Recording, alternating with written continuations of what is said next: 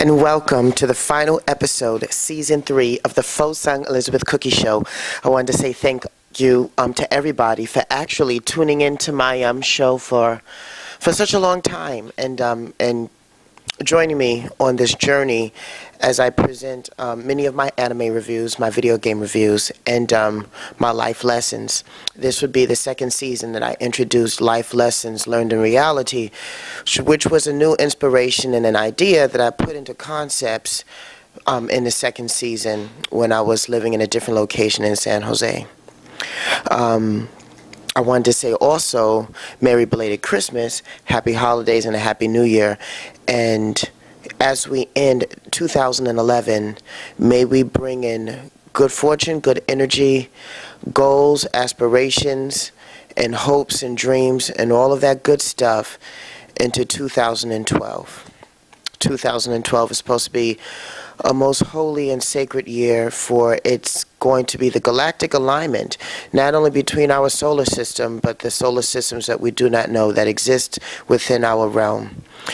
These energies that are spewing into our world is supposed to get us into 4 and 5D new dimensional waves that allow us to think and act in a totally whole new way that will allow us to further and better ourselves as human beings as we become one with source consciousness and one with our higher selves. For those who understand what I'm talking about on that wavelength. So I'm going to get into my anime review first, my last one of the year. I want to give a shout out to my friend Devin Sewell back home in New York City. Thank you so much for alarming me that the Paradise Kiss movie was out. I was following it for a while, but for some reason I couldn't find the movie. And actually, it was renamed as Para Kiss, not Paradise Kiss. Thank you all so much for letting me know that. That has actually become the review of this final episode. So getting right into it, for those who don't know Paradise Kiss, I'm going to take it a little notch back before I get into the movie review. First off, Paradise Kiss is a subsequel to a previous show known as Neighborhood Stories. Neighborhood Stories was a really long TV series which followed the main protagonist character, female, who wanted to become a fashion designer and went through all the trials and tribulations of a fashion designer should and goes through in order to get their work recognized. In addition to becoming a fashion designer / aspiring model, this character goes through all the tribulations and ups and downs and differences of everyday life as she tries to not only fund her dream but also go to school to make it happen. Paradise Kiss takes place after that, in the sense that the main character from Neighborhood Stories becomes a fashion designer and a model, and her kid's sister follows in her footsteps. Her kid's sister name is Miwako, and she shows up in Paradise Kiss, the anime, the manga, and also in the movie. So moving over to the Paradise Kiss movie, there were some slight differences between the anime, whereas, of course, the anime is much longer, and with a movie, you have to try and fit all of that within an 1.5 to 2 hour frame. For the most part, the movie covered everything in the anime in 2 hours. They showed all the important parts that need to be shown. For example, Caroline does get scouted by George. George is very androgynous. The person that they have play that does pull it off very well. They show his signature Jaguar convertible car. They show him driving it throughout some of the freeways in Japan as he abducts Caroline to become his model for his final fashion show before this would decide his fate, if he would become a fashion designer or not, or would he go to Paris. He is still undecided as he is going towards making his aspiration a reality. They happen to also touch on the fact that Isabella the cross-dresser once received the signature dress from George when they were kids. They touched on that little part of the story where he always felt he believed he should have been born a female. That also was a direct anime to movie translation that was done very well. They showed Miwako's conflict between her two boyfriends, the two men of her life, which was childhood friends with both of them, and then the promise that was made between them as kids, who should leave her by her side and all of that, who would eventually become her boyfriend. Should anything happen between the three, should anyone move away. They all went to the same school until up to about the very end. They went to very different high schools. This is also shown very well. One thing that I really liked about the movie that they showed specifically in the movie that they did not show specifically in the anime, but they also showed it in the manga, was how Caroline had an issue with taking tests, how Caroline had issues with studying, and how she felt that she never was good enough before the eyes of her parent and her mom, who was a single mom, not only acting as father but mother at the same time. I enjoyed that, and they showed that childhood part. They didn't show that childhood part in the anime so much. They just showed that she was a very strict mother and wanted her to study and become the best and get into the best schools, so much to the point where she was also in cram school, which is very common in Japanese society. All in all, the movie was great. Slight differences in the ending, though. The ending was I believe was made to cater to a female audience. As we know, George is bisexual. They show this very so much, not only in the manga, but they touch on it here and there in the anime. It's also known that Isabella had relations with George at some point, and Isabella refuses, of course, not to let go of those feelings, even though George seems to tend to lean a little bit more towards females than men. This is totally not touched on at all in the live-action movie, though they hint here and there. That's left to your imagination and to the eyes of the beholder. At the end of the anime, though, Isabella does travel with George to Paris, but it's also noted that his love will not die for George and that he won't stop until George eventually chooses to be with him. However, I guess because this is a movie that's catering to a wide mass population, I guess they changed the ending slightly so that he leaves Paris or changes his mind because he wants to do ready-to-made clothing, or doesn't believe in making made-to-wear clothing, wants to continue in what he loves to do and does it in New York. And at that point, Caroline has a photo shoot in New York, and by coincidence finds that one of his plays, who he's a costume designer for, is there and finds him. And I guess that's where their love blossoms, which in the end, in the live-action version of the movie, George is with Caroline, not with Isabella, like in the anime. That doesn't really surprises me as much. They're catering to a female audience, so of course, as we all know, females really do have 90% of the vote in terms of fashion in general, and an appeal in love stories. Still, society and humankind has not elevated to the point where gay love can be portrayed on film without offending any religious or political masses. So, but in the end, I very much so enjoyed the Paradise Kiss movie. It's online right now. You can see it on YouTube or Hulu. I personally downloaded it through a torrent. I loved it so much, I will be buying it from cdjapan.co.jp and also buying their soundtrack, which is totally new. So go see that Paradise Kiss live-action movie. Okay, so now for the game review. There is no game review for this ep. I decided to end this ep without a game review, but that does not mean I will not have a life lesson learned in reality. And with that said, this one is a good one to end off the season, along with my Christmas wishes and New Year resolutions and information of season 4 for the next year. So, what I have here, get ready. Today's life lesson, learn a reality. Quality versus aesthetics. And style versus preference. The ignorance in between. Okay, that was a lot said right there. So I'm going to go over it again. Quality versus aesthetics. Quality versus aesthetics.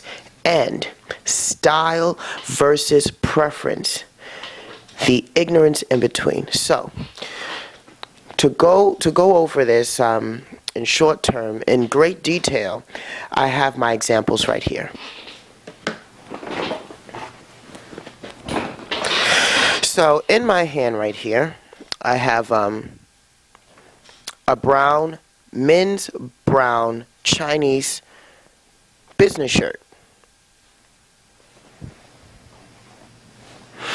It's a business shirt, it's men's, it's long sleeve, it's Chinese. It has your standard frog buttons, nothing special. Right here, I have the very same thing. The only difference is that it is Western. It's white, same cut, same everything. The only difference is that it has Western style buttons. Same design, same cut, same everything. Western collar, Western buttons, Western sleeves, Western tailoring, everything. Now, with the quality part, this was made from 100% cotton. Or so it's supposed to be, but actually it's polyester. And this one right here was actually made between silk and cotton blend. Now, what's the difference between the two is that with the quality part versus the aesthetics part is both of them were primarily made of the same material. One has silk with cotton blend, the other one has polyester with cotton blend. However, depending on the kind of society that you live in, say American society, one really wouldn't care so much in today's time whether it was made out of silk, satin, cotton, polyester, because our society in America, we focus more on the aesthetics.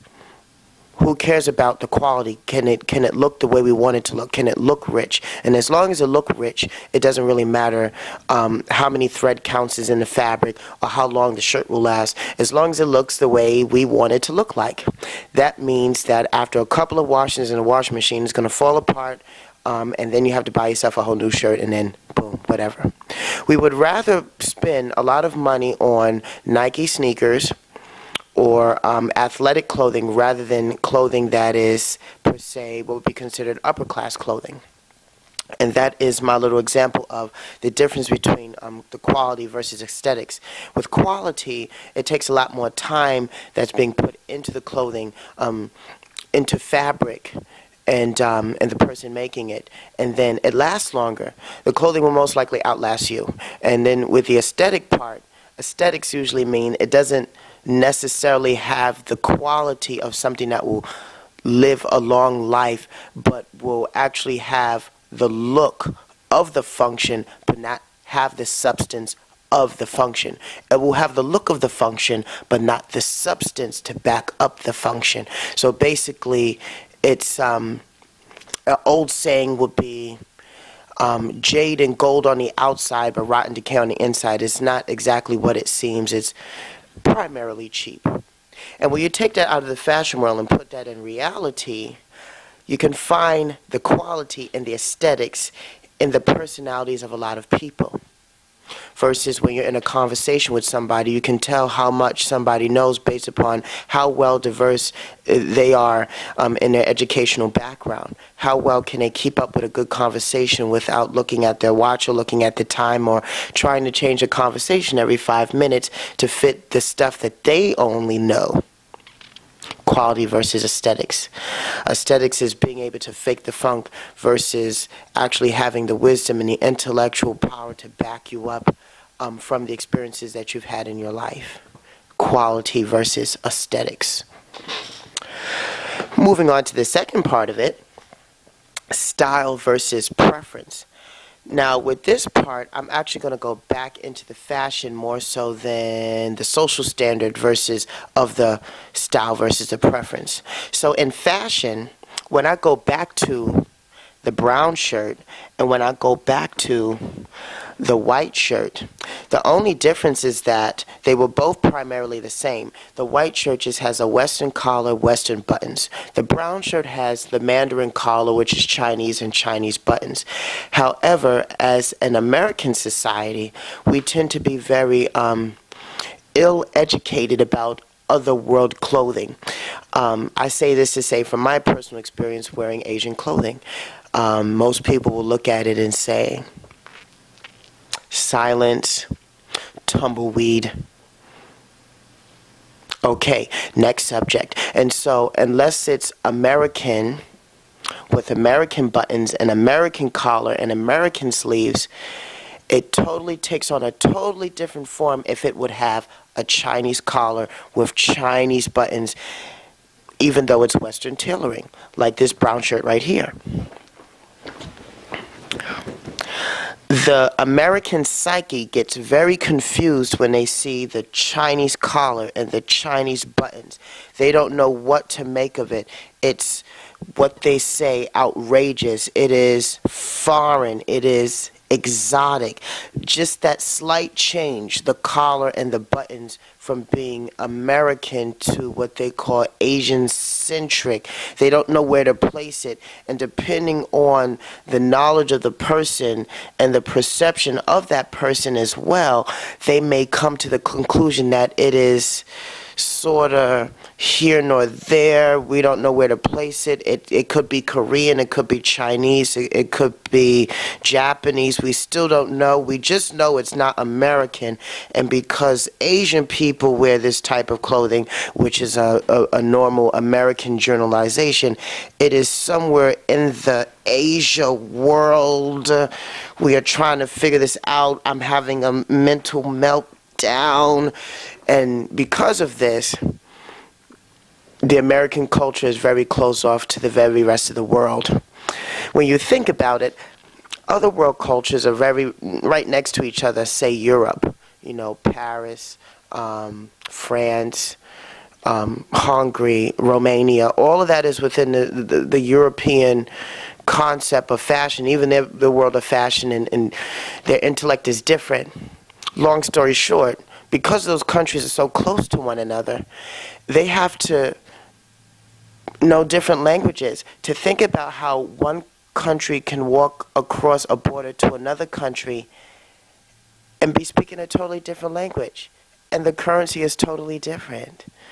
So you would think that because that side of the world is very educated, because they have to be naturally in order to do business, you would think America, being as diverse as it is with all the different cultures that we have here, is. But we're not. And that's just mainly because we're a very young culture. We're only about 400 or 500 years old in comparison to the other world. And then on top of that, how do you expect a country that was stolen from other people and then have other people take slaves from another country and then bring them here into America and then, you know, integrate, and then we have all of this going on at one point. So America is just one big melting pot of other different cultures from other parts of the world, and we make it seem as though we're accepting, but we're really just tolerant.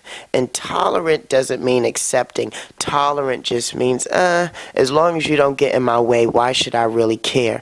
And with that mentality, it's been taken actually to the max. Nobody really cares about anyone else's culture, so as long as, you know, it doesn't get in anybody's way. And so when you take it down to the most finite, something as simple as a shirt, that is pretty damn sad. So, in conclusion, I'd like everybody, or if I can reach anyone out there, to take the time to choose one culture that you know nothing about. Doesn't have to be Asia. Asia's my thing. I do the whole China thing. But choose one culture you feel you know nothing about. I'm doing the same thing. I believe I'm going to try to learn something about Sweden. Now, I'm not too fond of their clothing or their fashion, or their furniture or anything, but I know nothing about Sweden. I know nothing about Swedish culture, so I think I should try something new and see where it takes me. But for those out there viewing this life lesson learning reality, take some time to choose a culture you know nothing about and see what similarities that you can relate to, what you cannot relate to, what you like, what you don't like, and just take the time to open your mind up to something new that you just may not have never known anything about before. This will help change, little by little, the status of the American psyche in the view of the other world. Because right now, America doesn't look good to nobody. We're seen as very ignorant, stupid, and ignorant, not willing to want to learn anything that the rest of the other continents of the world have to offer. I think I just may do that. Continue to look up stuff that I really don't know about Sweden, and then I may move on to Australia. But for right now, this is where I'm at with the world of China and the world of Asia and Asia Pacific. So that was life lesson learning reality right here. This was quality versus aesthetics, style versus preference, and so and the ignorance in between. And so, before I end this episode, I just wanted to say thank you all so much for tuning in to Season 3, the few of you out there that actually listen to what I have to say. As far as next year goes, Season 4 will begin at the beginning of February. Season 4 will be showing nothing but the lost episodes of when Fu-Sung, that's me, went to China in 2006 and tried to discover the anime world in China. And so stay tuned for that video log as I have spread anime-ness all over Shanghai in 2006 for 2 months as I reinvent my show for Season 5 in 2013. Say Cookie!